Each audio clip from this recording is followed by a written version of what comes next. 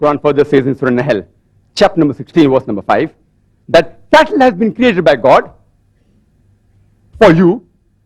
In it are various benefits to derive warmth, and of the meat you can eat. The same message is repeated in Surah Mu'minun, chapter 23, verse 21, that you can have the meat of the cattle.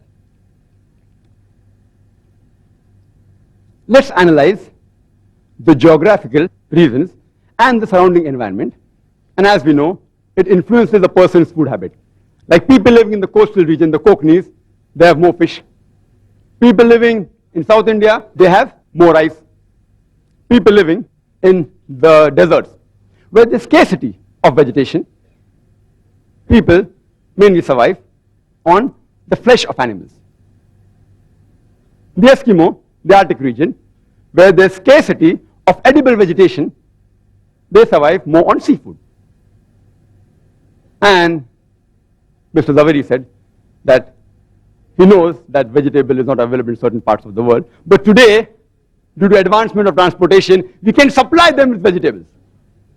I would request the Indian Vegetarian Congress to supply, at least give the transportation cost, that's all, to supply to the Eskimos, to supply to Saudi Arabia. You get vegetables in Saudi Arabia, it is more expensive. Why? Because the cost of transportation. That makes it more expensive.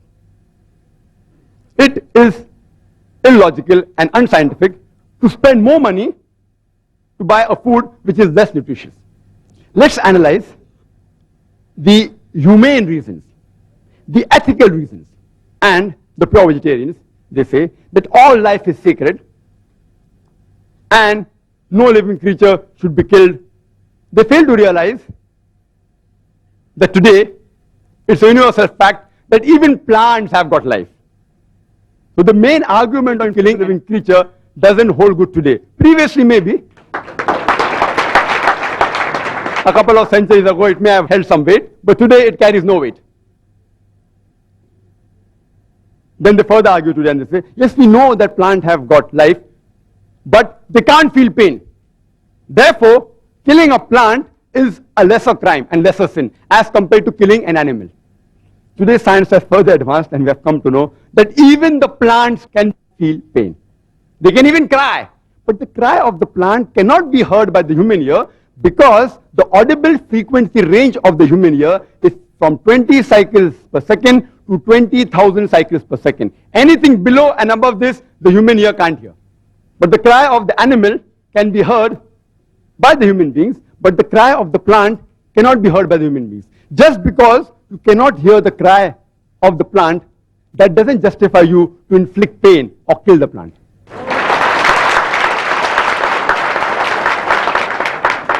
There was an ideological vegetarian who had a discussion with me. He told me that, Brother Zakir, I know that plants have life, they feel pain, but you know, plants, they have got about 2 senses less as compared to the animals.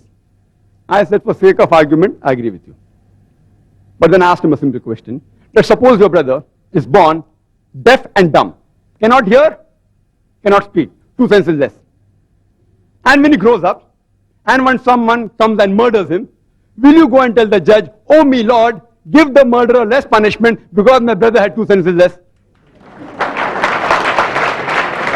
In fact, he will say, उसने तो मासूम को मारा है. He has killed an innocent person. Give him a bigger punishment. And further, if you analyze that in Islam, as far as living creatures are concerned, there are 2 types, broadly classified 2 types. Human beings who are living creatures and non-human being living creatures. As far as killing the human beings are concerned, Quran says in Surah Ma'idah, chapter number 5, verse number 32, that if any person, if anyone, kills any human being, unless it be for murder or for spreading mischief in the land, it is as though he has killed the whole of humanity. And if anyone saves any human being, it is as though he has saved the whole nation. If any person kills any human being, Muslim or non-Muslim, unless it be for murder or for creating mischief, Quran says he has killed the whole of humanity. If you save any human being, you have saved the whole of humanity. As far as non-human being living creatures are concerned, no human being should harm them unnecessarily, should not kill them unnecessarily for sports or for fun or for target practice. But if it is for your security and for your safety, you can stop them, you can even kill them. Or if you want for lawful food, but not just for fun and frolic or for hunting. Even if I agree that the plants are a lesser species as compared to the human beings, if you take the life of one animal, an average animal, it can feed about 100 human beings. For the same 100 human beings, you may have to kill more than 100 plants.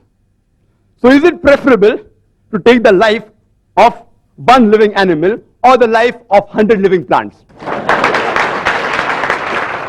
Which is a bigger sin? Is it a bigger sin to kill 100 human beings who are handicapped or kill one healthy human being? Which is a bigger sin? You decide for yourself. There is a vegetarian society by the name of World Foundation on Reverence for All Life. Most of the quotation which he gave is from here and from these three books. Most of them. Almost all. The name of the foundation is World Foundation on Reverence for All Life. They forgot to mention except plant life in bracket. And it says, all creation is one family. All life is sacred. What kind of an ideology is this? That you permit the killing of one family member, but do not permit the killing of the other family member. It's illogical and unscientific.